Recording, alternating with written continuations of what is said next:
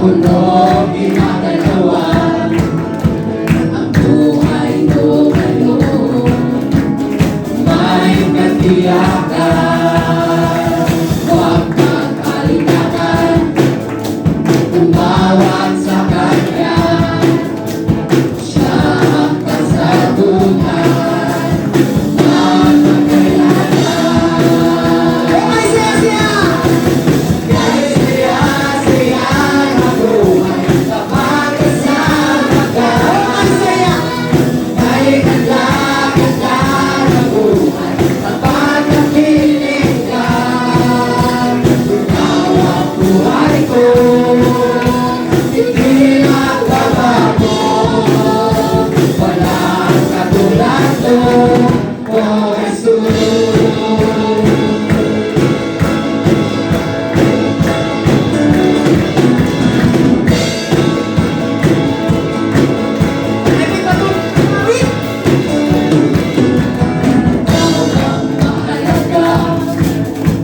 Sa buhay ko ito, walang pangangamba. Ikaw ang pag-asa. Ngayon ang nakakuhan, ako'y nakakalakad. Di makabayaran, kahit ano pa man. Ay, saya-saya! Ay, saya-saya ang buhay, kapag kasama ka. Ay, ganda-ganda ang buhay, kapag nakinig ka. Ikaw ang buhay ko, hindi magbabago. Walang katulad mo, O Jesus. Ay, saya-saya ang buhay, kapag kasama ka. Ay, ganda-ganda ang buhay, kapag nakinig ka. Ikaw ang buhay ko, hindi nagbabago. Walang katulad mo, O Jesus. Masaya ba ang ating buhay?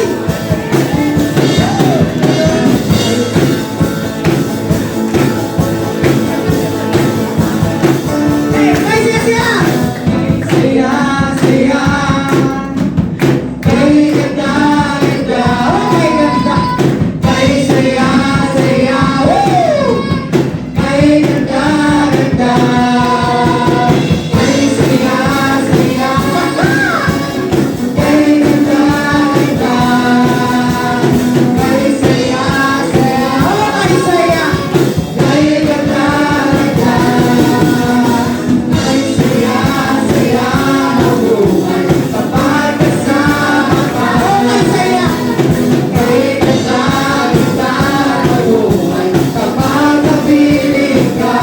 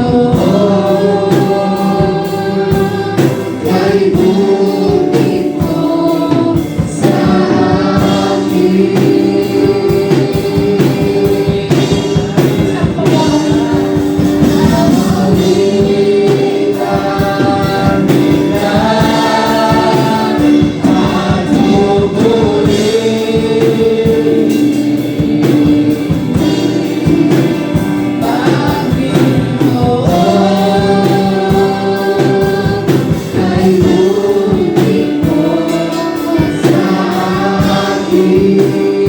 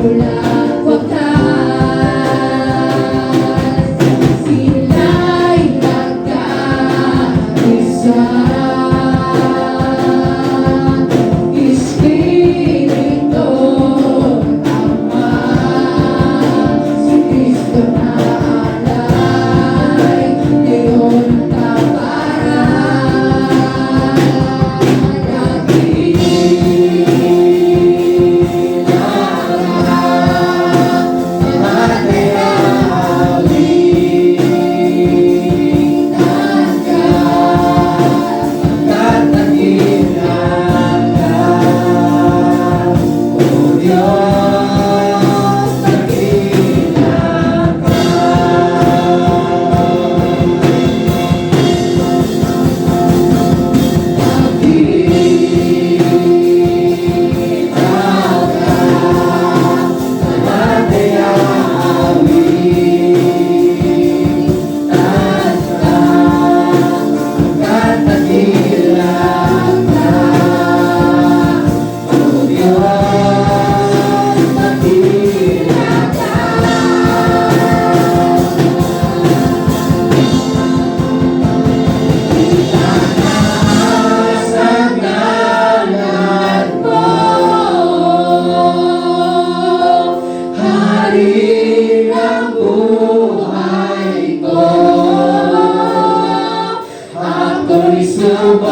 Sumasamba, O Diyos, dakila ka.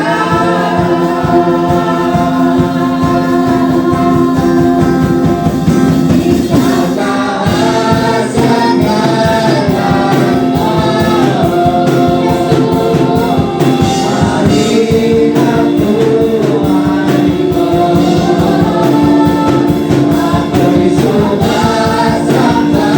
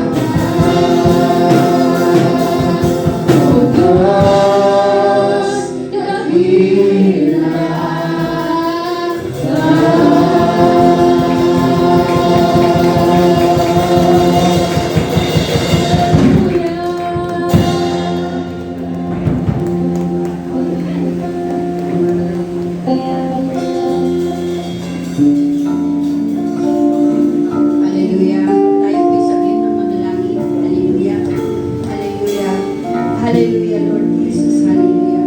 Purihin ka, Panginoon. Hallelujah. Hallelujah. Amang Diyos sa langit, maraming salamat po, Panginoon. Sa hapong ito, Panginoon. Naririnig po kami muli upang papurihan ka, sambahin sa Espiritu at katotohanan. Lord, maraming salamat po, Panginoon, sa araw na ito, Panginoon. Lord, bago po ang lahat, iniisip mo po muna ang aming mga puso. Saliksikin mo po ang aming mga puso, Panginoon. Maging malapit ka po sa bawat isa sa hapong ito, Panginoon. Ikaw, Panginoon, ang mataas sa hapong ito, Panginoon. Hallelujah, hallelujah. Lord, ikaw lamang ang Diyos na aming itinataas. Hindi po ang aming sarili, Panginoon. Hallelujah. Lord, kung wala ka, Lord, wala kaming magagawa, Panginoon. Kaya sa oras na ito, Lord, humihingi kami ng kapatawaran, Panginoon. Hallelujah, hallelujah. Lord, sa oras na ito, i-bless mo po ang bawat isa. Sa oras na ito, Panginoon, ang makikinig ng iyong salita, Panginoon. Pagpapalain mo po ang mensahe sa hapong ito, Panginoon. Pagpalain mo po si Pastor Roland, Panginoon, na siyang magdadala ng iyong mensahe, Panginoon. Pagkalooban mo po siya ng palakasan sa hapong ito, Panginoon. Ganon din po, Lord, ang makikinig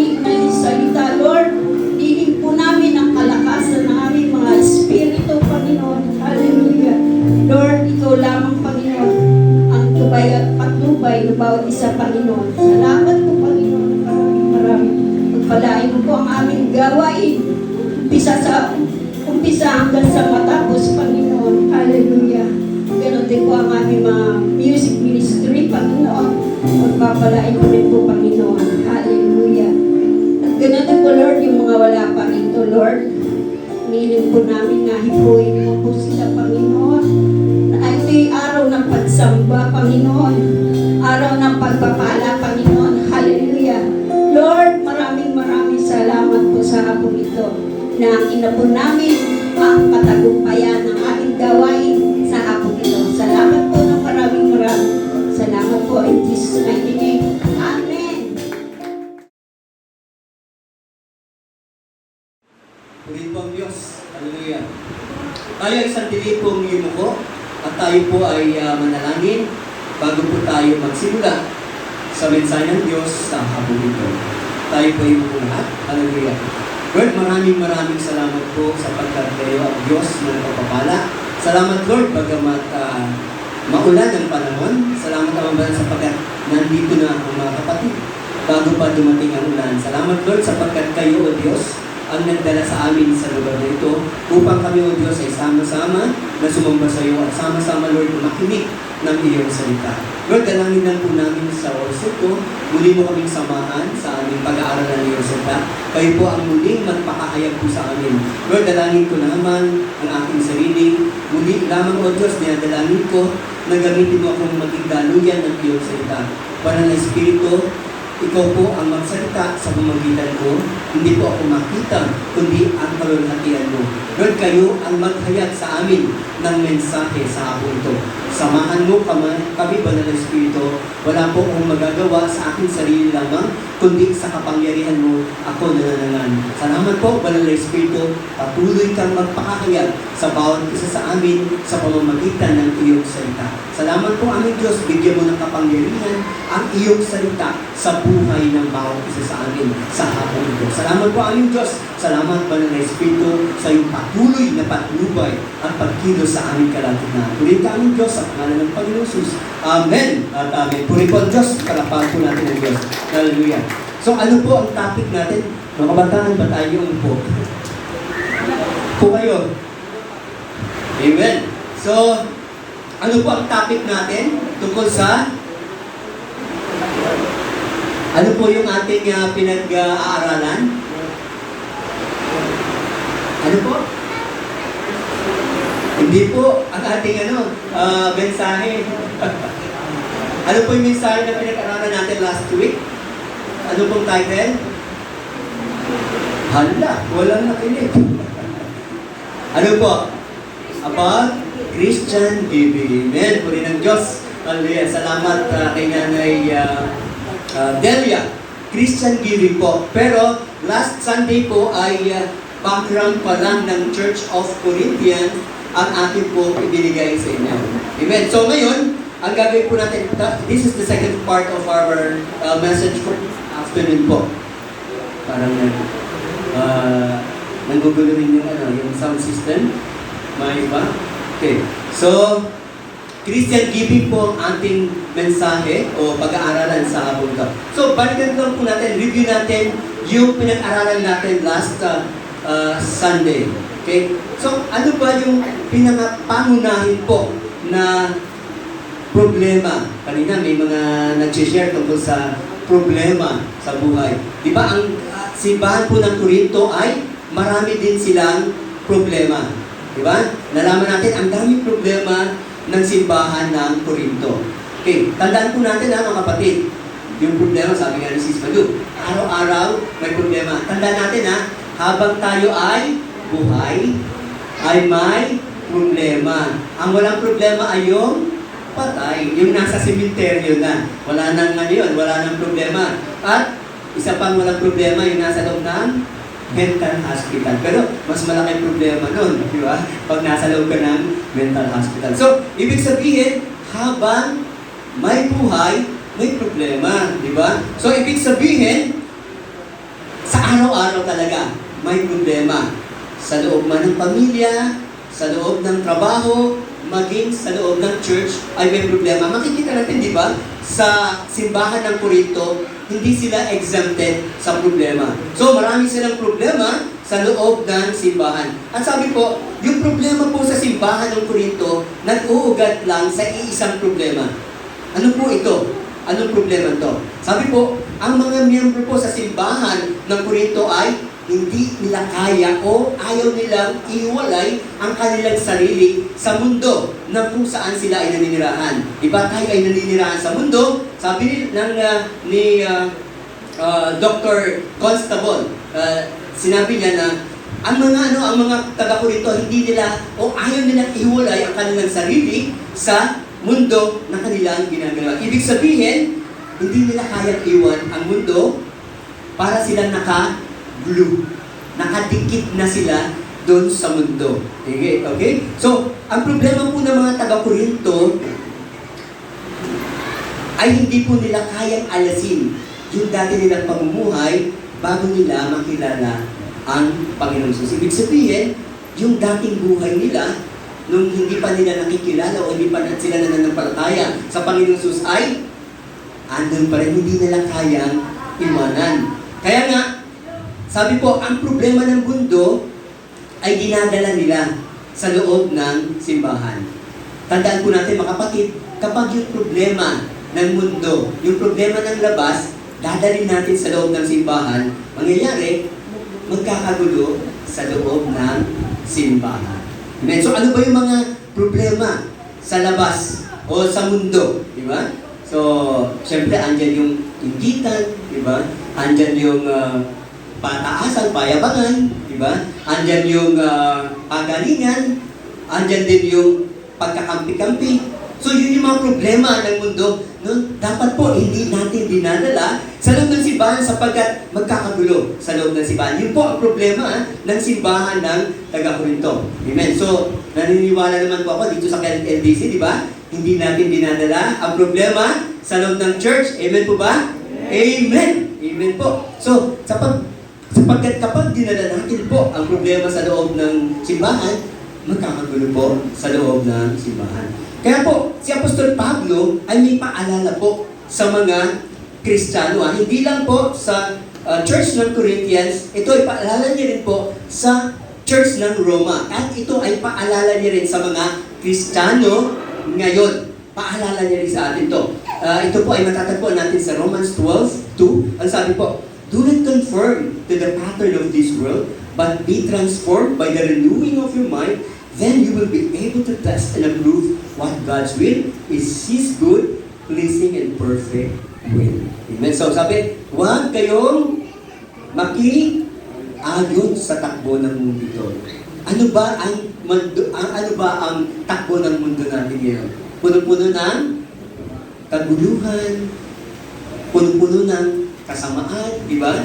Puno-puno ng yung tinatawag na disunity. Okay? So dapat, sabi ni Apostol Pablo, huwag tayong makiayan. Kung ano yung takbo ng mundo, dapat hindi yun ang takbo natin. Sabi niya, mag-iba kayo sa pamamagitan ng pagbabago ng inyong pag-iisip. So magbago tayo ng pag-iisip daw upang maunawaan niyo ang kalooban ng Diyos at kung anong mabuti, kalugod-lugot at ganap na kalooban.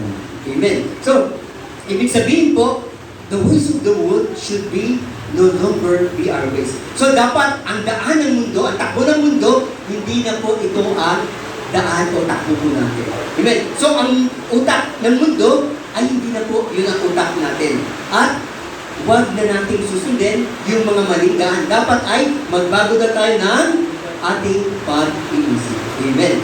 So hayaan natin, mga kapatid, na ang salita ng Diyos ang magbago sa ating pag-isip. Tandaan niyo mga kapatid, ang salita ng Diyos lamang ang magbabago sa ating isip. Kaya nga, napakahalaga po ng salita ng Diyos sa ating mga buhay. Pero, paano tayo? Paano tayo magbabago ng salita ng Diyos kung, di ba, meron tayong devotion. Hindi naman tayo nagde-devotion. Hindi naman tayo nagbabasa ng salita ng Diyos. Andiyan na, di ba? Ang Bible ay andyan na. At actually, si Pastor nga, ibinibigay na sa inyo kung ano yung mga verses o kaya chapters na ating babasahin. So, ang gagawin na lang natin ay babasahin natin ito. At hingin tayo sa Diyos, Lord, ano ba yung mensahe mo para sa akin? Amen? Then, Yun nga, di ba? Tayo ay nakakapakinig ng salita ng Diyos every Sunday. So, paano tayo makakapakinig ng salita ng Diyos kung pag Sunday ay wala tayo sa simbahan?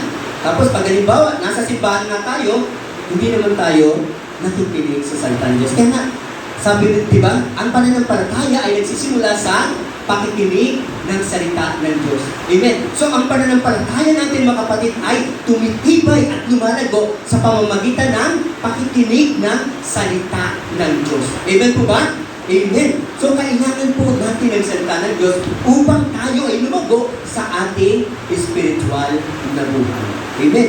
So, tayo, di ba, sabi nga, kung tayo ay mahilig kumain, di ba? So, tayo, di ba, hindi pwedeng hindi tayo kumain, di ba? Pero bakit gano'n? Bakit ayaw, yung kaluluwa natin, ayaw natin pakainin, di ba? Di ba tayo, ayaw natin ang mamimiss natin yung pagkain para sa ating physical, sa ating katawan. Pero bakit nanineglect natin yung pagkain ng ating kaluluwa? At yun ay ang salita po ng Diyos. Amen. So, meron lang po akong pakikita. Okay. So, maniniwalag ba ang inyong mga mata? Amen. So, ito yung spot the difference. Malinaw po ba ang mga mata nyo? So, kilala nyo yan, di ba? Sino yan? Si Nora. Okay. Okay. So, tignan nyo po yung picture na nasa left at tignan nyo yung picture na nasa right. So, hanapin nyo nga ano yung kaibahan ng picture na nasa left at yung picture na nasa right. O, tanungin ko nga, si Tatay Ben, ano yung unang nakita nyo na kaibahan? Nawala ang pusod ni Dora. Okay. Si Nanay Auring, nakikita niyo pa ba, Nanay Auring?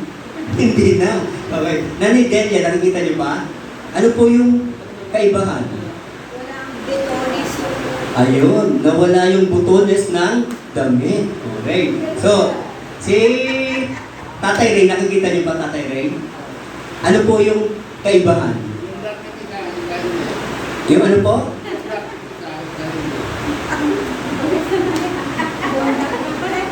Alin po?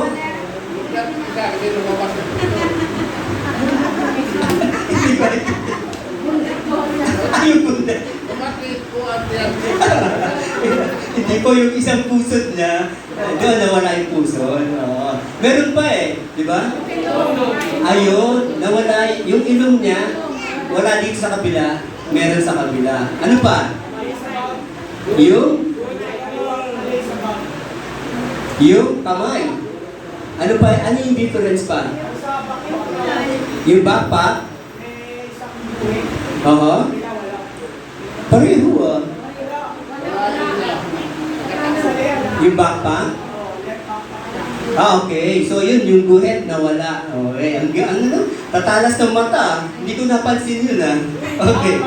Oh, tingnan, hindi ko napansin yun ah. Matalas ang mata ni Brother Larry. Ano pa? Meron pa ba?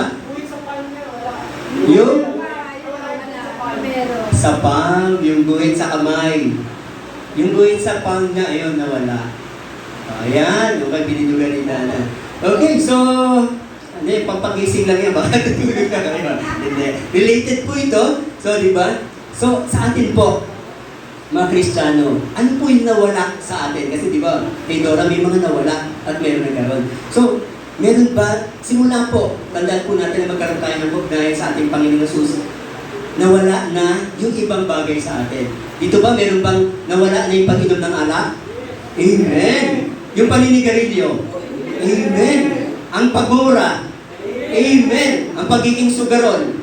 Amen! Ang pagiging chismosa? Amen! Yung pagiging marites? Nawala na ba? Amen! May mga pangit na bagay po na nawawala sa ating buhay simula nung magkaroon tayo ng personal na relasyon sa ating Panginoon. Amen po ba?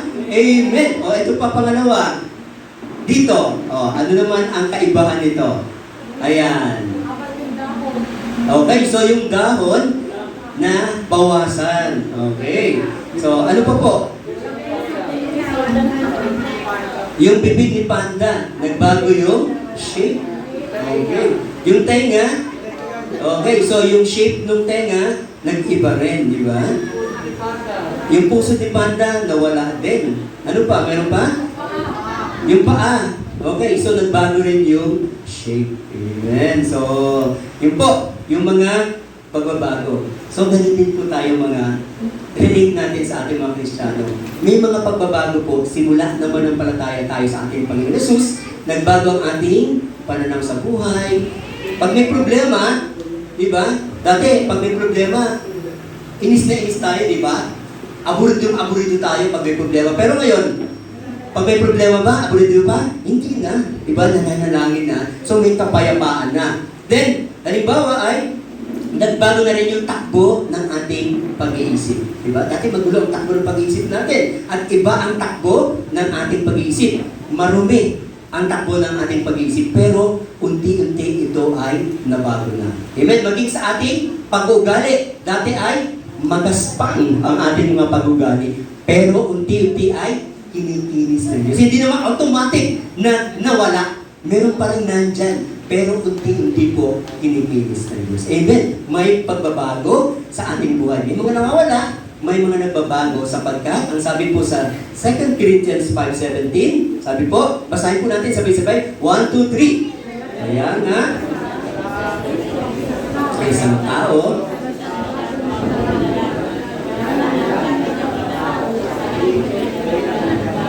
Amen. Sa English version sabi, therefore, if anyone is in Christ, the new creation has come. So kapag tayo ay nakipag-isa na sa ating Panginoon Jesus, ay tayo ay bago ng nilalang. So dapat may mga changes o may mga pagbabago po sa ating buhay. Sabi, the old is gone, the new is here. So yung mga luma nating pagkatao ay unti-unti nang nawawala. At eto na yung bago. Totoo ba ito sa ating buhay?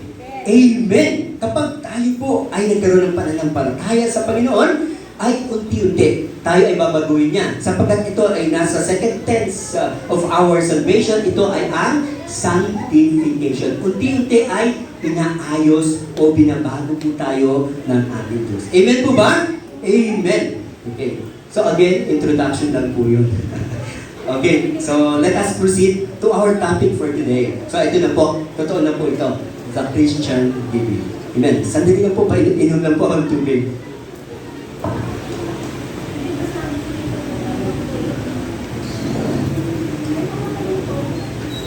Okay, so ang verse po natin, ang verses po natin ay matatagpuan sa 2 Corinthians 8:1-7. So basahin ko lang po. Ito ay paano daw dapat magbigay ang isang Kristiyano. Sabi, mga kapatid, nais namin malaman niyo ang ipinakitang kagandahang loob ng Diyos sa maingat iglesia sa Macedonia. Sabi niya, dumami nga sila ng matinding kahirapan at ito'y isang mahigpit na pagsubok sa kanilang ngunit sa kabila ng kanilang paghihikahos, masayang-masaya pa rin sila at bukas palad sa pagbibigay. Sabi, sila'y kusang loob na nagbigay, hindi lamang sa abot ng kanilang kaya, kundi higit pa. Alam ko ito sapagkat mahigpit na lang ipinakuusap sa amin na sila'y bigyan ng pagkakataong makatulong sa mga kapatiran na taga-Jerusalem. At higit sa inaasahan namin, inilaan nila ang kanilang sarili una sa Panginoon, pagkatapos sa amin ayon sa kalooban ng Diyos. Kaya pinakiusapan namin si Tito dahil siya nagsimula ng gawain ito na kayo tulungan siya hanggang malubos ang pagkakawang gawa ninyo ito. Subalit habang kayo sumasagana sa pananampalataya, sa pagpapahayag, sa kalaman, sa kasipagan, sa inyong pag-ibig sa amin, sikapin ninyong manguna sa pagkakawang gawa. Amen. Purihin po ang Diyos. So ayon po kay Dr.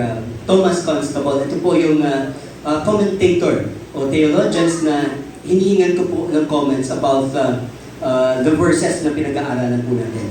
Okay, dito po, buong pag-iingat po na sinimulan ni Apostol Pablo yung kanyang pakiusap sa pamagitan ng pagbibigay ng magandang halimbawa sa halip na tungkulin na nagbabasa ng kanyang sulat. Sabi, Paul tactfully began his appeal by referring to the good example of others rather than the duty of his leaders. So, dito po makikita natin kung paano po yung estilo ni Apostol Pablo sa kanyang pagtuturo Okay. So yung kanyang appeal, kanyang pakiusap po ay maingat niyang sinimulan, okay, sa magitan ng pagbibigay ng magandang halimbawa. So dito po, ang pag-uugali po ng mga simbahan po sa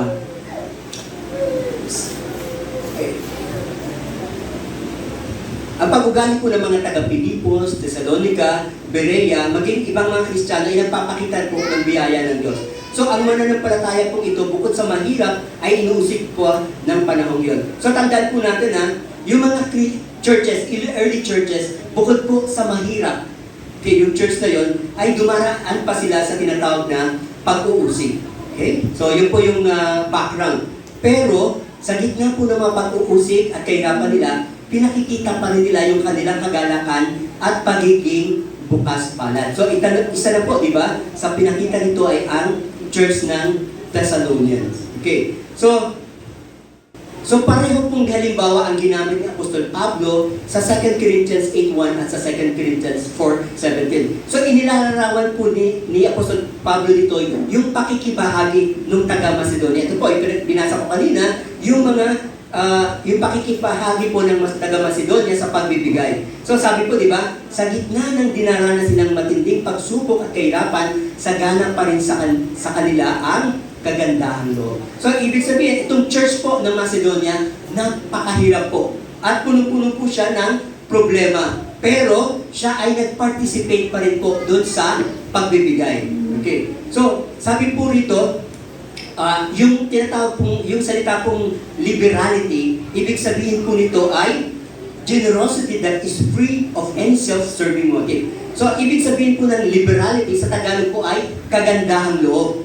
Ito ay pagiging bukas palad na hindi iniisip ang sarili o walang motibong personal. So, kapag sinabi ang isang tao ay liberal sa pagbibigay, ito ay may kagandahang loob. Ibig sabihin, ang isang tao ay bukas palad at sa pagbibigay niya, hindi niya iniisip ang kanyang sarili. Kasi yung church po ng Macedonia, pwede niya isipin na, bakit pa ako magbibigay? Diba? Mahirap na nga kami. Wala na nga kami na maibigay. Bakit pa kami magpa-participate dyan sa giving?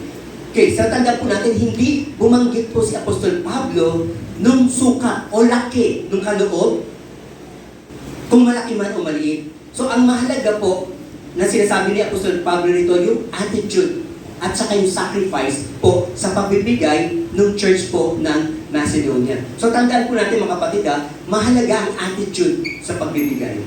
So ito ba, sa pagbibigay dapat po ito ay kusang loob. Hindi napipilitan lamang. Okay. So sa pagbibigay, either tulong sa kapwa or ito yung kaloob natin sa simbahan. Okay, nagbibigay ba tayo dahil sinabi o inuutos, dahil ito ay bukal sa ating kalooban. Di ba? Mas maganda sa ating pagbibigay, bukal sa ating puso at hindi tayo napipilitan lamang. So, may kasama bang sakripisyo ang ating pagbibigay? Katulad ng simbahan ng Macedonia. Imagine, napakahirap na nila, supalit sila ay nagbigay o nagkaloob pa rin. Okay. So, katulad po, alam niyo ba yung kwento tungkol sa poor widow? Yung mahirap na byuda. Okay. So ito po ay matatagpuan natin sa Mark 12 rather, 41 to 44. So pakita mo dana yung picture later. Sabi dito, basahin ko po muna. Sabi po dito, naupo si Jesus sa tapat ng lalagyan ng mga kaloob doon sa templo at pinagmasdan. Welcome. Pasok po. Welcome. Amen. So, naupo si Jesus sa tapat na lalagyan ng mga kaloob doon sa templo at pinagmasdan ang mga naghahandog ng salapi. Napansin niyang maraming mayayaman ang naghuhulog ng malaking halaga. Lumapit naman ang isang byudang mahirap at naghulog ng 2.50 sentimo. Tinawag ni Jesus ang kanyang mga alagad at sinabi sa kanila, sinasabi ko sa inyo, ang inihandog ng byudang ito ay higit na marami kaysa inuhulog nilang lahat. Sapagkat ang lahat ay nagkaloob ng bahagi lamang ng kanilang kayamanan. Ngunit, ang ibinigay ng byudang iyon, bagamat siya'y mahirap, ay buo niyang ikabubuhay. Nakita po natin katulad ng Church of Macedonia, sila ay maraming suliranin, sila ay mahirap, sila ay maraming pagsubok sa buhay, subalit sila ay still nagbigay. Okay, so ito po yung babaeng byuda, di ba? So, ang mga byuda during the time ng mga Hudyo, sila po ay nakaasa lang po sa simbahan at saka sa society. So yung kanilang kinabubuhay ay depende lang po sa tulong sa kanila.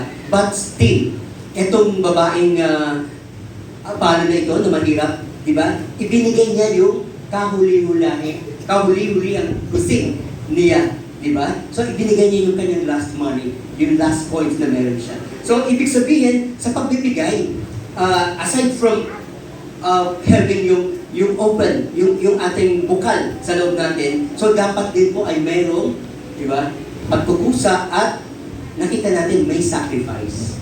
Amen. So, ang Kristiyanong pagbibigay po ay hindi nasusukat sa dami o bilang ng ating binibigay. So, hindi po, ang Diyos ay hindi nakatingin sa laki o sa liit ng ating binibigay, kundi siya ay nakatingin sa puso na nagbibigay at yung sakripisyo sa gitna ng pagbibigay. Sabi niya, di ba, yung iba dyan, yung mga mayayaman, nagbibigay sila dahil sobra na yung pera nila eh. Pero itong babae, nagbigay siya kahit yun na lang yung kanyang huling salaki. Ibig sabihin, may sakripisyo ang kanyang pagbibigay. Amen po ba? Panoorin nga natin sandali lang itong video na ito.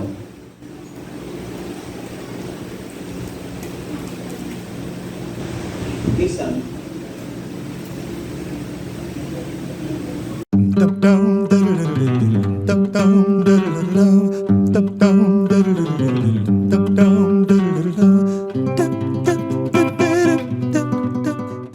Kamusta ba paring 100? Ano ba ang pakiramdam ng pinakamataas na value na pera? Hoy, paring 1 peso! Ito, pinambibili kami ng mga kapwa kong 100 sa mga mamahaling bagay. Katulad na lang ng appliances, sasakyan, at iba pa. Eh, ikaw, kamusta naman? Ako, pinambibili naman ako ng pagkain. Eh, ikaw paring 1 centavo. Ano ba ang pinambibili sa'yo? Mga candy pre, at ibang mamurahing sitsirya.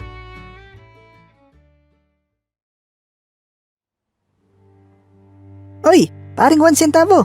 Nagbago na pala itsura mo. Bakit ginawa ka nilang kwadrado? Ay, paring 20. Hindi ko rin alam eh. Siguro, dahil lumiliit na value ko. Eh, wala na rin ako nabibili. Naku, bahalang araw baka bumaba din yung value ko. Huwag naman sana nila akong gawing coins.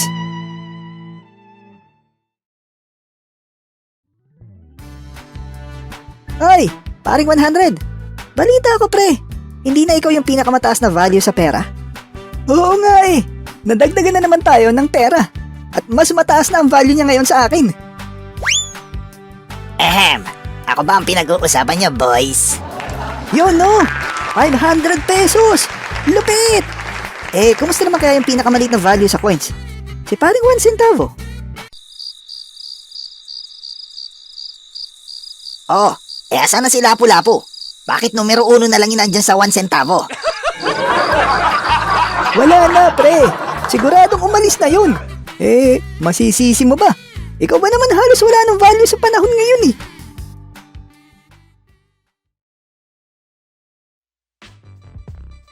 Bakit ba napakalungkot mo naman, paring 20? Seryoso?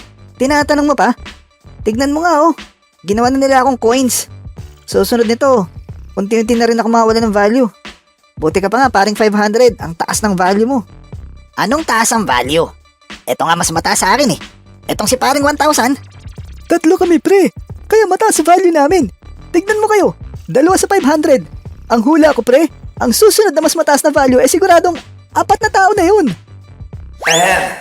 Excuse me boys, anong 4 na tao?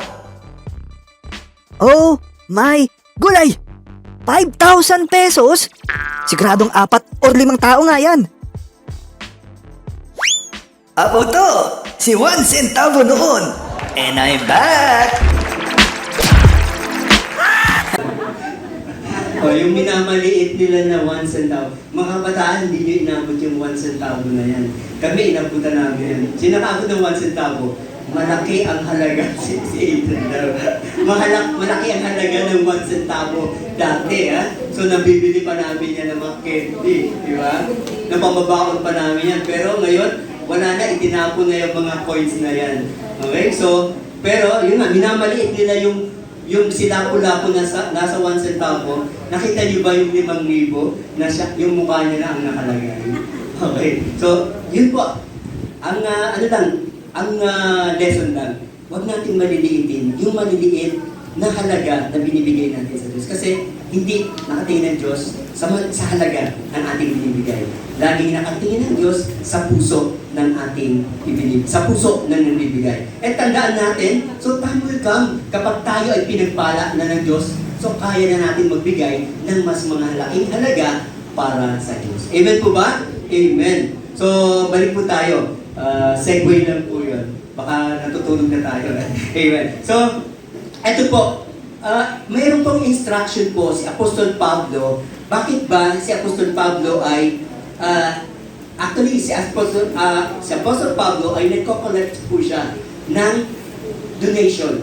Okay, ito po yung yung kwento dito. So, meron siyang mga tagubilin po. May mga instruction po siya sa pagko-kolekta ng kaloob. Okay. Si Apostol Pablo po ay namumulekta ng mga kaloob para po sa simbahan, isang simbahan. Ito po ay ang simbahan ng Judea. So, si Paul po, una dun sa pinag-aaralan po natin, si Apostol Pablo po ay proud siya dun sa simbahan ng Corinthians. Okay, ng Corinto, di ba? So sapagkat yung mga Corinthians ay nagbibigay sa Diyos. Amen? Nagbibigay sila ng tulong dun sa mga kapatiran sa Jerusalem, sa Judea. Then yung mga taga-Macedonia din po ay nagbibigay din po ng kanilang tulong. So kaya si Apostol Pablo ay natutuwa sa kanila. Okay? So, ayun po, ito yung sabi ko po sa inyo, sa bagong tipan po, pinakikita po dito, si Apostol Pablo, aktibo po siyang nanongolek ng mga salapi, hindi po para sa kanyang sarili po,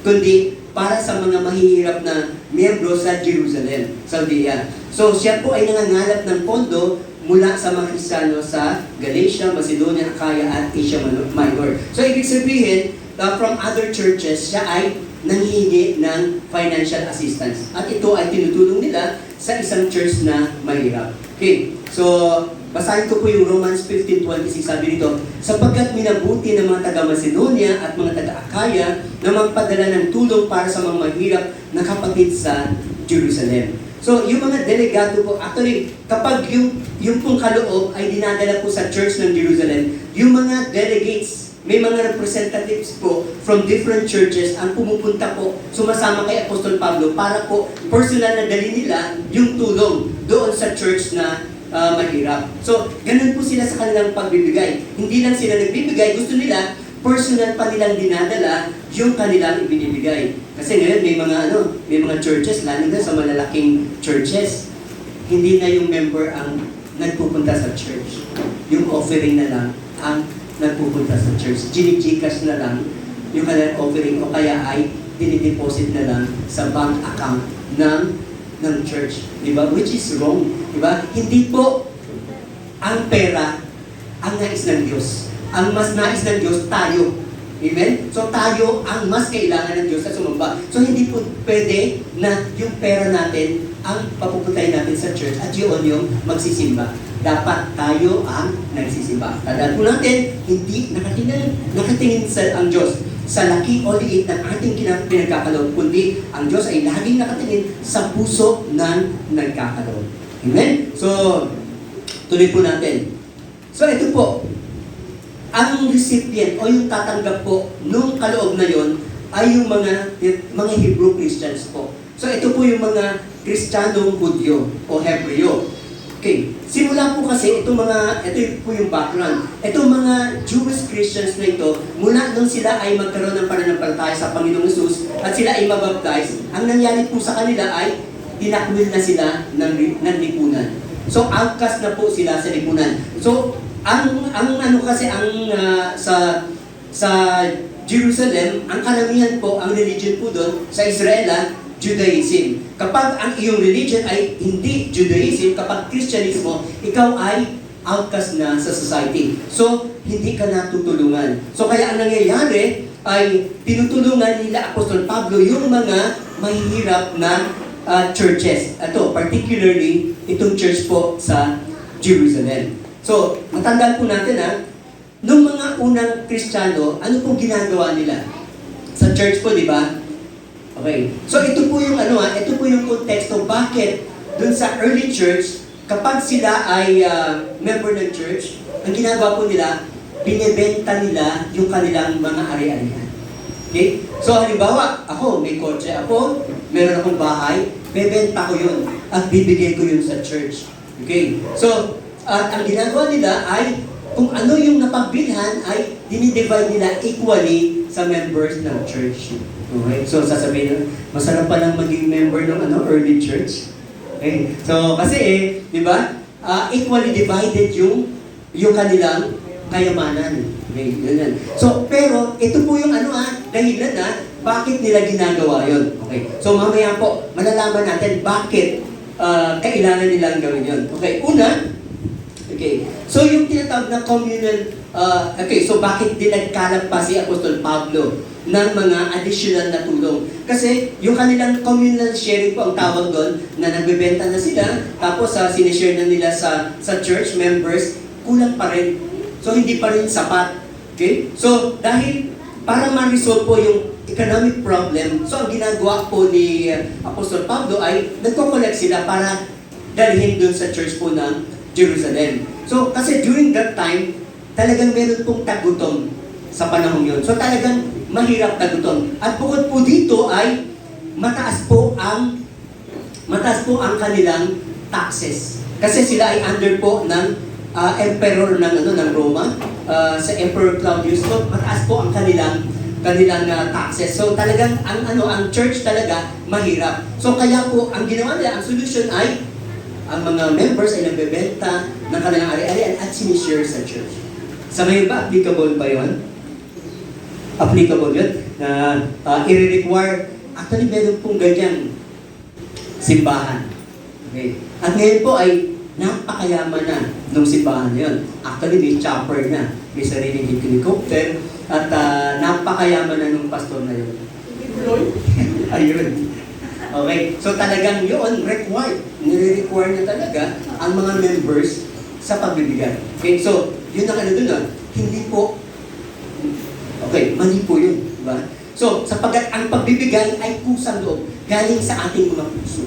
Hindi po dapat pinipilit o hindi dapat na iniuutos. Nakita niyo po si Apostol Pablo, nakikiusap siya. Hindi niya, si Apostol Pablo kaya niyang iutos, "Uy, magbigay kayo." Pero hindi niya po ginagawa. Ang ginagawa niya ay nakikiusap siya na kayo ay tumulong o magbigay kayo para sa simbahan natin sa Judea, sa Jerusalem. Amen. So, at isa pang dahilan kung bakit po nangangarap si Apostol Pablo ng mga kaloob ay, okay, so ang po kasi, ang Jerusalem, ito po yung mother church ng Christianity during that time sa Asia. Okay, tayo po, ang mother church natin, actually ang KLDC Muntinlupa. At tayo ay mga local churches po. Amen? So, dahil yun po, sila ang mother church, marami po doon mga teachers, missionaries, visitors na kailangan nilang suportahan. So, ibig sabihin, meron silang sinusuportahan ng mga manggagawa. So, kaya kailangan ng higit na mga kaloob para dun sa church na yun. Kaya tinutulungan nila. At katulad yung sinabi ko sa inyo kanina, kaya mahirap din yung church na yun dahil double yung taxes na binabayaran nila during that time. Okay? So, yun po yung kanilang sitwasyon. Okay. Pero makikita po natin, di ba? Ito po, makikita po natin na si Apostol Pablo po ay balansyado po. Okay? So nakita po natin na tinutulungan ni Apostol Pablo yung mga churches na mahihirap. At, di ba, sila po, yung early church, yung communal sharing of good na sinatawag nila, na sila ay nagbebenta ng mga ari-arian nila para i-share sa community. Kaya lang, may napansin si Apostol Pablo. Okay. So meron iba kasi, sinasamantala yun.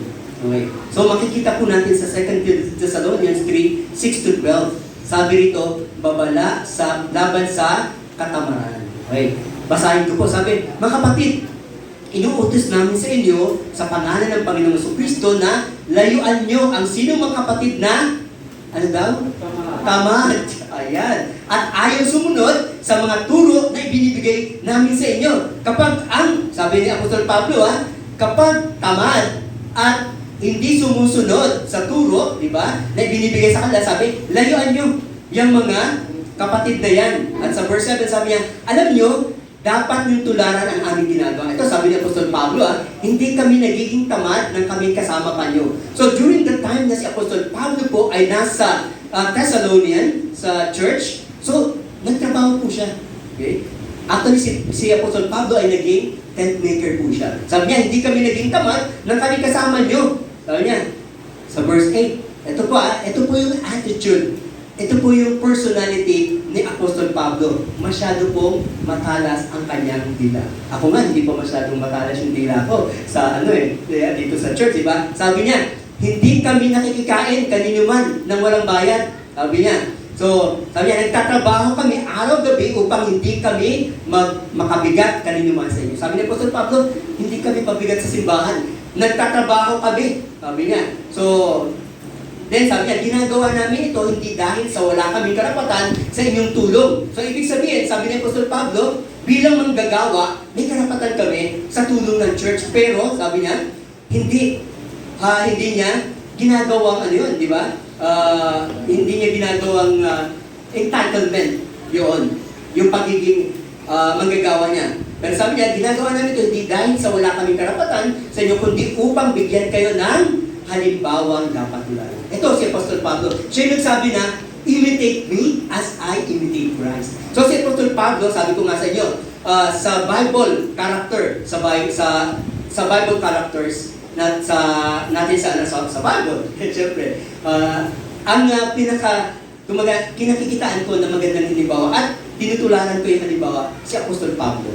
Okay? Nakita nyo, di ba? Siya ay, sabi niya, upang kayo ay magkaroon ng halimbawa na tularan. Okay, si Apostol Pablo ay halimbawa siya sa pagbibigay, halimbawa siya sa pagtulong, at halimbawa rin siya sa pagiging masipag. Then sabi niya, nang kami kasama niyo, ito ang itinuturo namin sa inyo. Sabi niya, ang ayaw magtrabaho ay hindi dapat kumain. Hala, pag ayaw na magtrabaho, huwag papakainin. Ayan.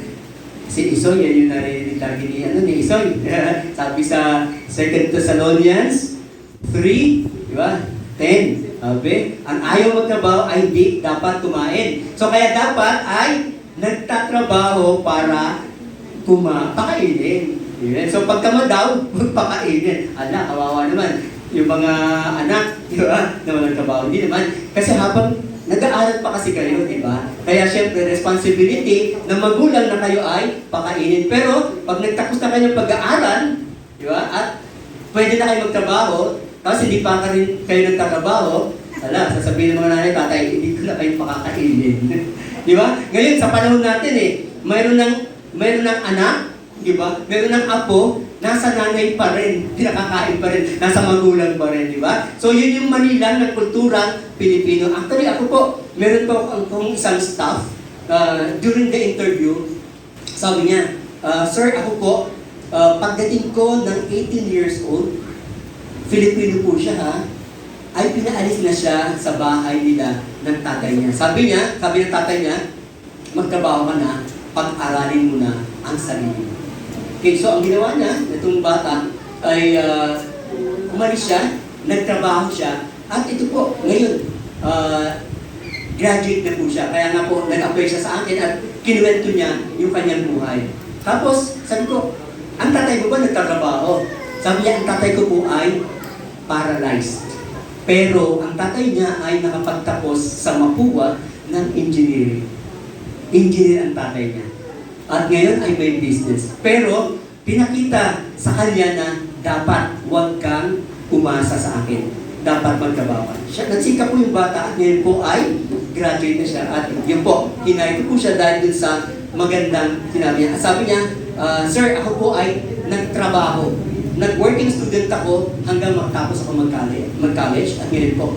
After college, nakapag-work na rin siya sa ibang company bago po siya na-hire. So, isa po siya sa aking mga staff sa ngayon. So, ito yung sinasabi ni Apostol Pablo. So, dapat ay huwag tayong tamad. So, makikita natin, balansyado po si Apostol Pablo. Bakit? Sabi niya, bakit niya binanggit ito? Sabi niya sa verse 11, binanggit namin ito dahil nabalitaan namin may ilan sa inyong ayaw magtrabaho at walang inaatupag kundi ang makialam sa buhay ng may buhay. Tamad na, chismosa pa.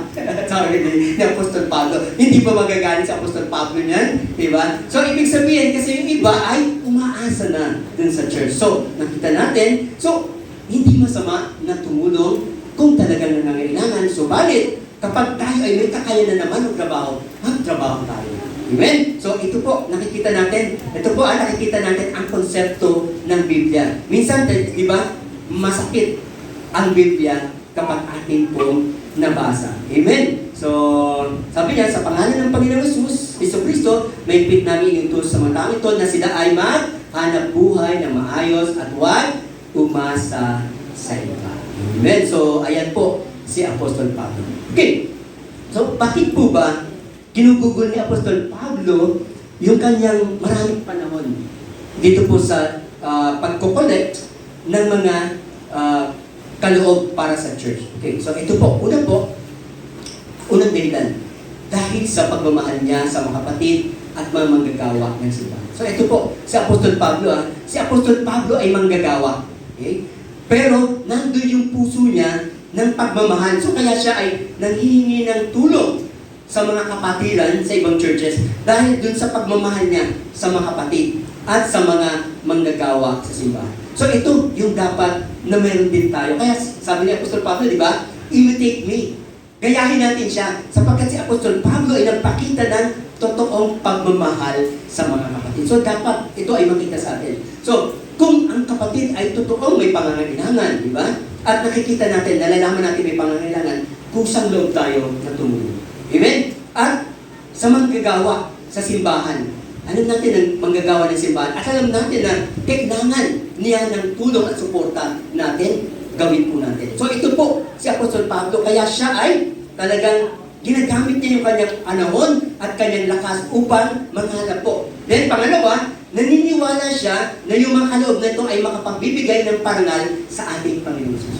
Okay, so naniniwala si Apostol Pablo, yung mga kaloob na yun ay magbibigay po ng parangal sa ating Diyos. Amen? At pangatlo, upang tugunan hindi lamang ang pangangailangan spiritual, kundi ang mga pangangailangan pisikal ng mga kapatiran. So, nakita niyo po balansyado si Apostol Pablo. So, finifeed niya yung spiritual, yung need ng mga members of the church. So, finifeed niya spiritually, yung spiritual need. Okay? So, ibig sabihin, binibigay niya. Then at the same time, ay tinutugon din ni Apostol Pablo yung pangangailangan financial ng church. Okay. So kaya nga, naalala ko yung dating pastor namin. Okay. Na lagi niyang sinasabi, halimbawa, yung isang pastor sa church, naglilingkod sa church, tapos hindi mo bibigyan ng yung pastor ay walang matatanggap kahit magkano sa church. Talagang walang support. Totally walang support sa church. Sabi niya, yung pastor na yon hindi naman pwede pumunta sa driver sa jeep. Sasabihin niya, bahala na si Lord magbayad sa iyo. O kaya pupunta siya sa gasoline station, sasabihin niya dun sa gasoline station, bahala na si Lord magbayad sa iyo. O kaya pagpalain ka na, Lord. Yun yung sinasabi lagi dun, yun lagi ko narinig dun sa pastor. So, ibig sabihin, so we need to support, syempre, to help our fellow Christians, and also, we need to support also our workers. Kaya nga po, di ba, may mga manggagawa po ang church natin. Okay, so hindi lang po ako manggagawa ng church, may iba pang kasama ko sa manggagawa ng church. Meron tayong praise and worship team na manggagawa din yung mga yan. So lahat ng mga nagtatrabaho sa church, manggagawa yan. So, ang church, responsibility ng church to support, to help them kung kailangan talaga nila, kung nangangailangan. Okay? So, pero regardless, sabi nga ni Apostol Pablo di ba? So, regardless, kahit nag-work sila, so kailangan ng church ang support ng isang manggagawa. Okay, so upang tugunan yung pangangailangan. So nakita rin natin, balansyado si Apostol Pablo kasi hindi pwedeng sasabihin doon sa pastor, di ba? Pagpalain ka ni Lord. O kaya sa mga gawa, pagpalain ka ni Lord. So maglakad kayo ng mahaba. Maglakad kayo, basta't mag-serve kayo sa... Hindi po, kailangan kasi natin na suporta, di ba? We need yung support. So kailangan balansyado din po tayo. Hindi lang puro spiritual, kailangan din tugunan natin yung pangangailangan.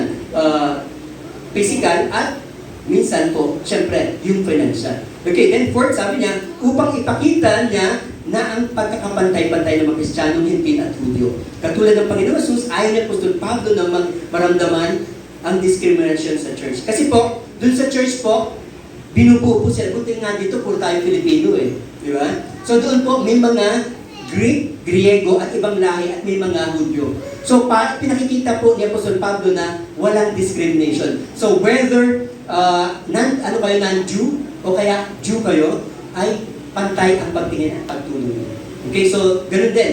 Sa church dapat ay pantay-pantay ang pagtingin natin sa isa't isa. So wala dapat tayong discrimination sa isa't isa. Amen? So ito po ang tinuturo ni Apostol Pablo. Then, nais din pong ipakita ni Apostol Pablo dito sa chapters 8 and 9 na to ng 2 Corinthians na tayo mga Kristiyano po ay mga stewards. So, anong ibig sabihin po ng steward? Tayo ay katiwala ng Diyos sa lahat ng ating pagpapala. Amen? So, sino ba dito ang walang pagpapala? Araw-araw.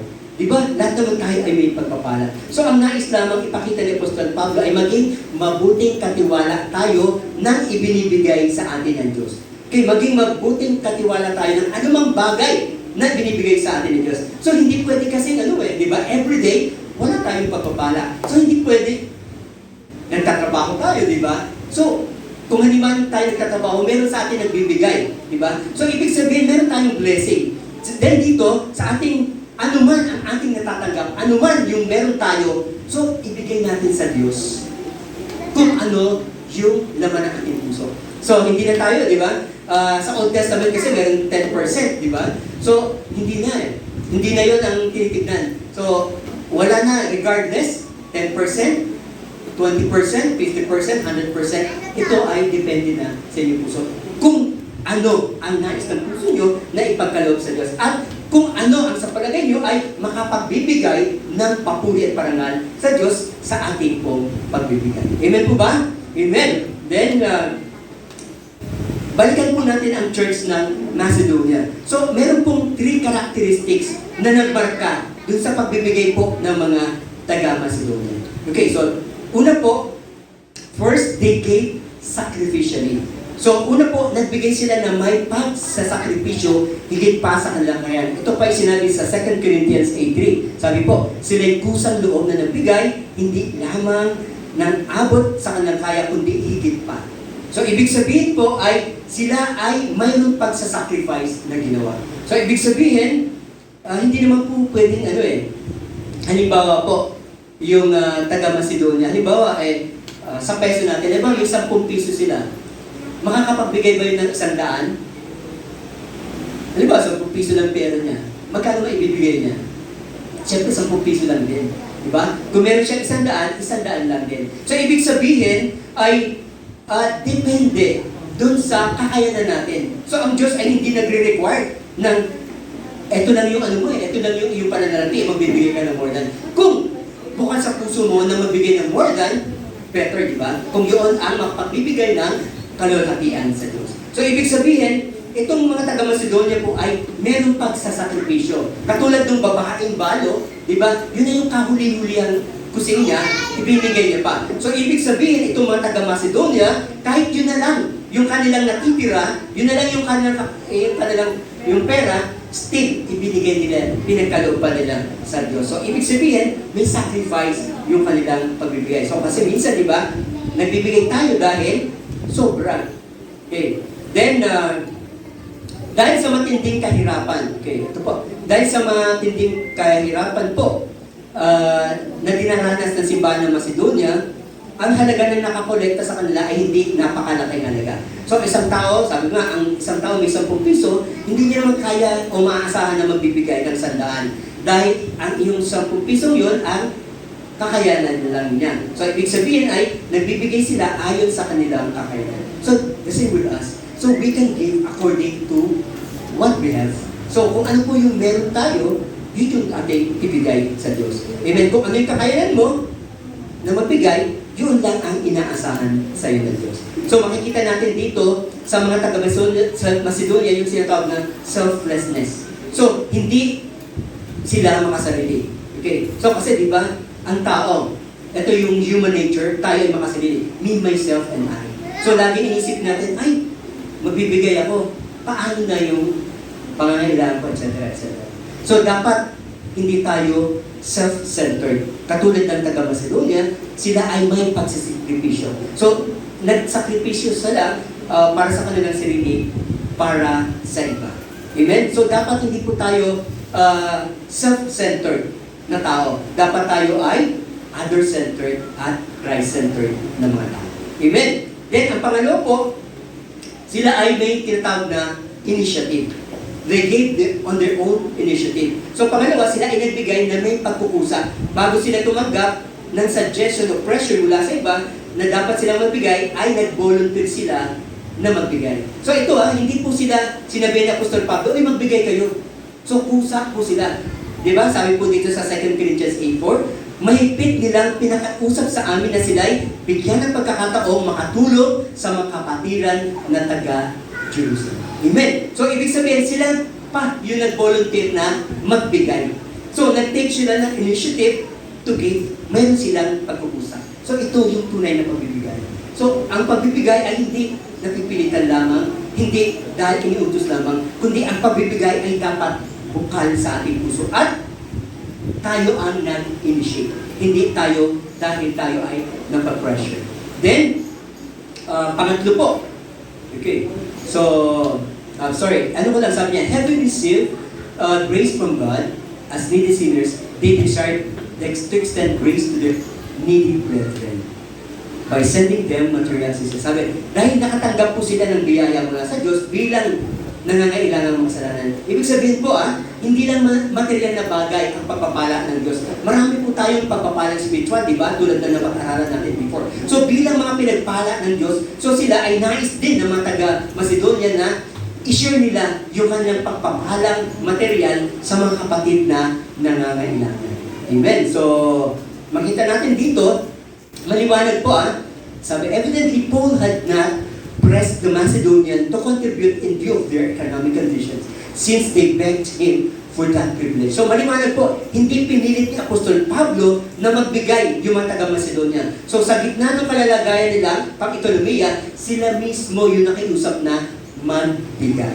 Amen po ba? Amen. So ito po ang taga-Macedonia. Then pangatlo po, third, they gave as part of their larger personal dedication primarily to the Lord. Okay. So pangatlo, sila ay nabigay bilang bahagi ng mas malaking pag-aalay ng kanilang mga sarili sa Diyos. Amen. Sabi sa 2 Corinthians 8:5, at higit sa inaasahan namin, inilaan nila ang kanilang sarili una sa Panginoon, pagkatapos sa amin, ayon sa kalooban. So ibig sabihin po, una, inialay muna nila yung kanilang sarili at buhay para sa Diyos, pagkatapos ay sa mga lingkod nila. Ibig sabihin po, ang mga Macedonian church members ay ini-offer muna nila yung kanilang sarili sa Diyos. Okay. Kapag tayo kasi inuna natin na ini-offer sa Diyos yung buhay natin, then other things will follow. Susunod na yung ibang bagay. Okay? So yung kabutihan sa ating puso, yung pagbibigay, susunod na yun. So ang kailangan po ay ialay muna natin ang ating buhay para sa Diyos. Kapag ibinigay ng isang tao kanyang sarili ng buong buo para sa Diyos at sa kanyang mga lingkod, ang kanyang mga puso ay bukas para sa pangangailangan ng iba. Amen. Sabi po, sa isang quotation sabi, an ungenerous Christian is far from having a complete Christian. Sabi po, ang isang Kristiyano po na hindi marunong magbigay ay malayo sa pagiging buo o kumpletong Kristiyano. So kapag ikaw ay isang Kristiyano daw, ay hindi ka marunong magbigay, malayo ka sa pagiging buo o kumpletong Kristiyano. Una, di ba? Sino ba ang unang nagbigay sa atin? Ang unang nagbigay sa atin ang Diyos. Di ba? Ibinagkaloob niya ang kanyang buktong na anak para sa atin. Amen. Then every day, marami tayong pagpapala na nagmumula sa Diyos. Di ba? then kung ang Diyos nagpapala sa atin, so hindi ba tayo marunong magbigay? Then, kung tayo hindi marunong magbigay, so hindi kumpleto, di ba? Sabi nung hindi kumpleto yung ating pagiging Kristiyano. Sapagkat ang ating Diyos ay generous God, mapagbigay, mapagpalang Diyos. So dapat tayo mga Kristiyano ay mapagbigay at mapagpala din. Amen po ba? Amen. Palakpakan po natin ang Diyos. Hallelujah. Sabi po ni Dr. Thomas Constable, sabi niya, Tagalogin ko na lang, sabi niya, okay, sa English, sabi niya, I have met pastors and missionaries, sabi niya, who have argued that since they devote their whole time in serving the Lord, they are not obligated to give. So sabi po ni Dr. Thomas, sabi niya, marami na siyang mga nakatagpong mga pastors at missionaries. Sabi nila, buong buhay ko nga inilalaan ko na sa Diyos sa paglilingkod. So dapat, hindi na ako obligado na magbigay. So parang sabi niya, pastor naman ako missionary naman ako hindi na ako dapat nagbibigay. No? Diba? Ang sabi niya, Paul argued just the opposite. Since you are wonderfully gifted from God, you ought to want to give even more. Sabi po,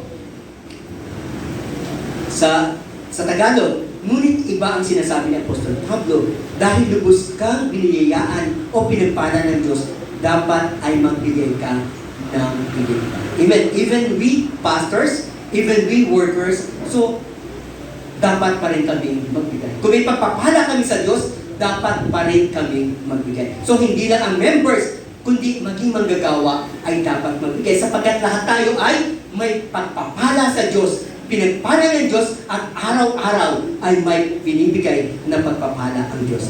Tandaan po natin mga kapatid, higit na mapalad ang mga taong naglilingkod, nag-aalay ng buhay sa Diyos, subalit hindi pa rin exempted sa pagkakaroon. Amen? So kahit tayo naglilingkod, tayo nag-aalay ng buhay sa Diyos, hindi pa rin tayo exempted sa pagbibigay. Much more ang dapat na pagbibigay po natin sa Diyos.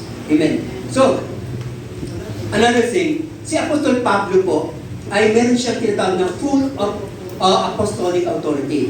Nasabi ko kanina, si Apostol Pablo ay may apostolic authority. Pwede niyang iutos sa simbahan na magbigay kayo, ngunit hindi niya ginamit ang kanyang authority.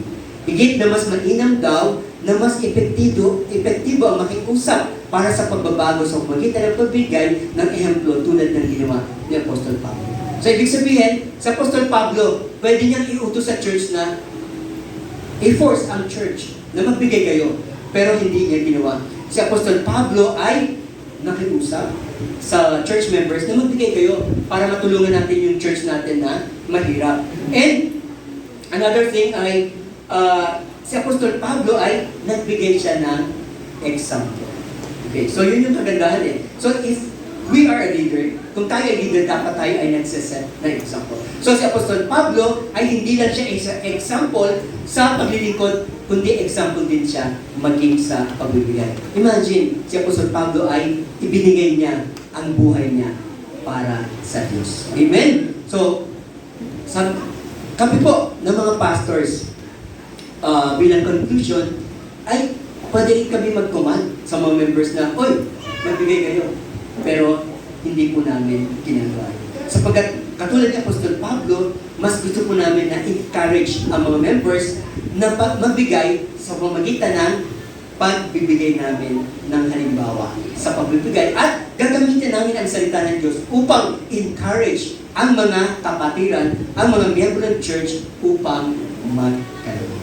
Amen po ba? Amen. So sa pagkakalob, tandaan po natin, ang Diyos ay hindi nakatingin sa laki o liit ng ating binibigay, kundi sa puso na nagbibigay. Amen. So, sa ating pagbibigay, nawa ay makapagbigay ito ng luwalhati sa ating Diyos. Amen. So, may isa pong sabi po rito, may isang, sabi po, when you have more than you need, build a longer table, not a higher one. So, kapag tayo po ay pinagpapala ng Diyos, kung halimbawa po, tayo ay sobra-sobra na yung pagpapala natin, di ba? So instead na, di ba yung iba, kapag pinagpapala, ang ginagawa, nagbibuild sila ng mga walls. Ang gagawin nila, yung kanilang bahay ay babakuran nilang matataas para hindi sila mapasok Di ba? Para hindi sila mahinga ng tulong. So, dapat ay, instead na wall, ang dapat ay lower table.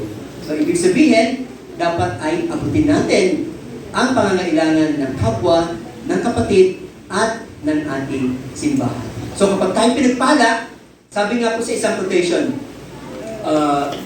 naalala ko rin po, when God raised the standard of your living, raise the standard of your giving. Okay? So kapag pinataas daw ng Diyos ang antas ng iyong pamumuhay, dapat pataasin mo rin ang antas ng iyong pagbibigay. Puri po ang Diyos, palapakan natin ang Diyos. Hallelujah. At itutuloy po natin yung third part po ng ating Christian giving by next Sunday. Puri po ang Diyos at tayo po ay lumukong lahat at manalangin. Aming Diyos na makapangyarihan sa lahat, maraming salamat sa iyong kaloob na mensahe sa amin sa hapong ito. Lord, dalangin lang po namin kayong patuloy na magbigay sa amin, O God, ng puso sa pagbibigay sa iyo. Lord, kayong patuloy na malalhati sa aming pagbibigay ng talento, ng lakas, ng buhay, maging ang banal ng mga treasures na binibigay mo sa amin. Lord, dalangin po namin, gamitin mo, O God, ang aming mga buhay, ang aming mga yaman, O God, ang aming mga treasures, O God, upang mabigyan ka ng papuri para nga. Dalahan po namin, Lord, ang mga pangangailangan ng church ay matugunan sa pamagitan, Lord, ng aming pagbibigay. Salamat sa iyong kabutihan, sa iyo namin binabalik, Lord, ang pinakamataas ng papuri para nga sa hapon ito, sa pangalan ng Panginoon Kristo, lahat ay magsabi ng Amen at Amen. Puri po ang Diyos.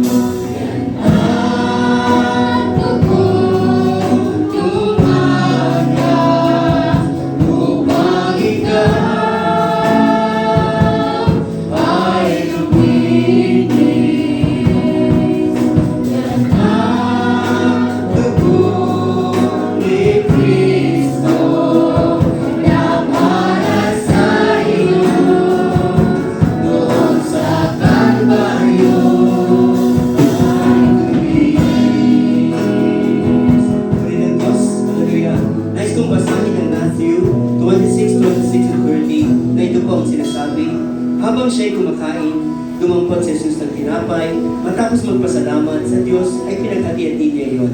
Binigay sa mga nagad at sinabi, kunin niyo ito at kainin, itong aking katawan. Pagkatapos, dumangkot siya ng kopa, nagpasalamat sa Diyos at ibinigay iyon sa kanila. Sinabi niya, kayong lahat ay uminom nito, sapagkat itong aking dugo na katibayan ng tipan ng Diyos, itong aking dugong ibinuhos para sa kapatawaran ng kasalanan ng marami. Sinasabi ko sa inyo, hindi na ako iinom nitong ubas, nitong katas ng ubas hanggang sa araw na inumin ko panibago sa kasalo niyo sa kaharian ng aking Ama. Muli po ang Diyos at tayo ay manalangin, taas natin ang tinapay at ang salo. Aming Diyos na makapangyarihan sa lahat, maraming salamat sa sa araw na ito upang muli namin alalahanin ang iyong dakilang pagmamahal. Salamat aming Diyos sapagkat dahil sa iyong pag-ibig sa amin, pinagkaloob mo ang iyong buktong anak ng Jesus upang mamatay sa krus sa Kalbaryo, upang bumuhos ang kanyang banal na dugo, upang kami tubusin at linisin sa aming kasalanan. Salamat dahil sa iyong pagmamahal sa amin aming Diyos. Dahil sa kamatayan ng aming Panginoong Jesus, kami ay nagkaroon ng kapatawaran sa aming mga kasalanan at kami ay naligtas at nagkaroon ng buhay na walang hanggan. Salamat aming Diyos sa simbolong ito ng iyong banal na katawan at dugo. Dalangin po namin patuloy na manatili sa aming isipan ang iyong dakilang pag-ibig at pagmamahal sa amin. Sa ilamang namin, Lord, ibinabalik ang patuloy na pakulit parangal sa pangalan ng aming Panginoong Jesus. Lahat ay magsabi ng Amen at Amen. Kainin po natin ang tinapay.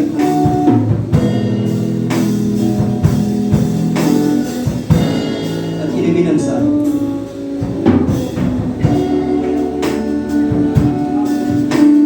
Panginoon Diyos, hallelujah. Awitin po natin ang give thanks.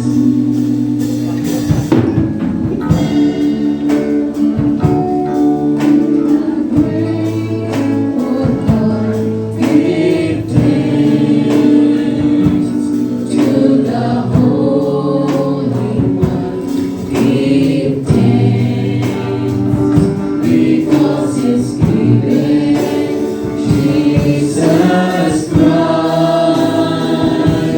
is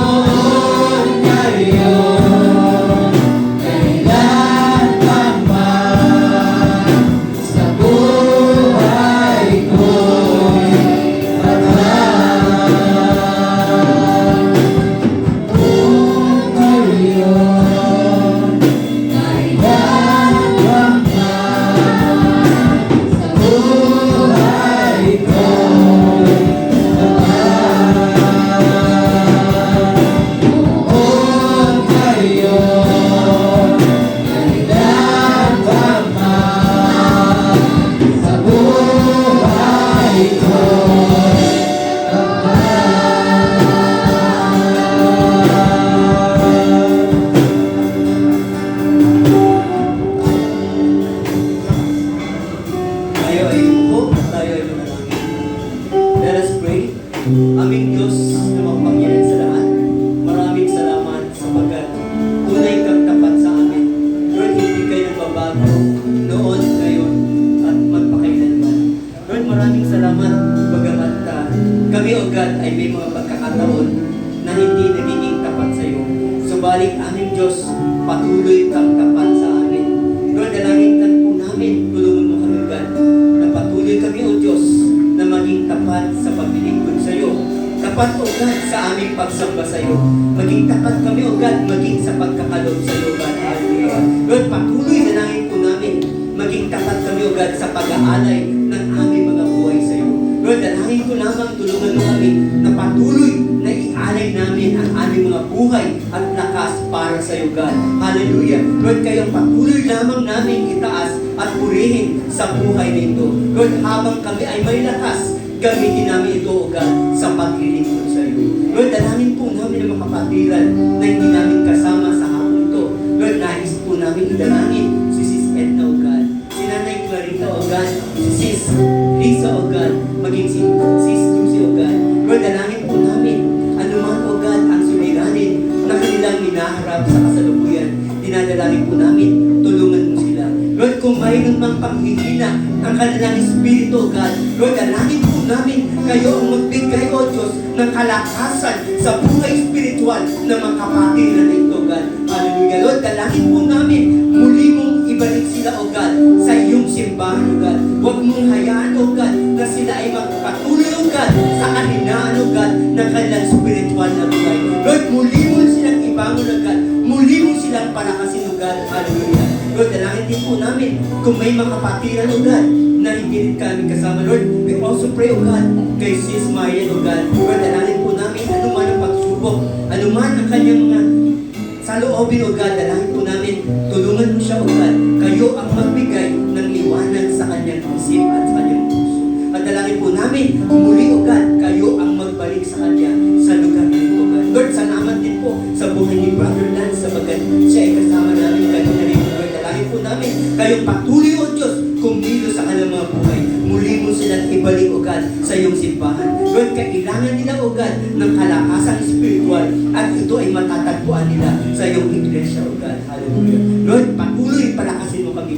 Huwag mong hayaan, O Diyos, kami ay manghina, O God, sa mga pagsubok na dumarating sa aming buhay. Samahan mo kami, tulungan mo kami, aming Diyos. Hallelujah. Dalangin din po namin, Lord, si Tatay Dad, O God, na may karamdaman hanggang sa kasalukuyan.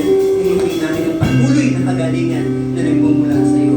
Maging ang banal, ang anak ni Sis Aileen, O God, ay si Isika, O God. Hinihiling po namin ang iyong pag-ipot, pagpapagaling, at dalangin po namin na ay makasama namin muli sila, O God, this coming Sunday. Lord, maraming salamat sa iyong kaputihan sa amin. Salamat sa iyong mga salita na patuloy na itinuturo sa amin. Lord, dalangin po namin, patuloy na turuan mo kami na magbigay sapagkat kayo ang Diyos na hindi namin kayang pantayan sa pagbibigay. Ikaw ang Diyos na patuloy na mabuti at nagpapaloob sa amin. Salamat po aming Diyos. Hallelujah. Dalangin po namin, Lord, ang patuloy na pagpapala, pagkalinga, pagkukuko, ay patuloy na pagkaloob sa amin, sa bawat isa sa amin, maging sa aming mga pamilya. Sa iyo naman, Lord, ang patuloy na parangal sa pangalan ng aming Panginoong Jesucristo, sa ngalan ng Ama, ng Anak, ng Mga Espiritu. Amen. At amen. Muli po, Diyos, at maraming salamat sa ating lahat. Pagpiliin natin ang Christ Jesus.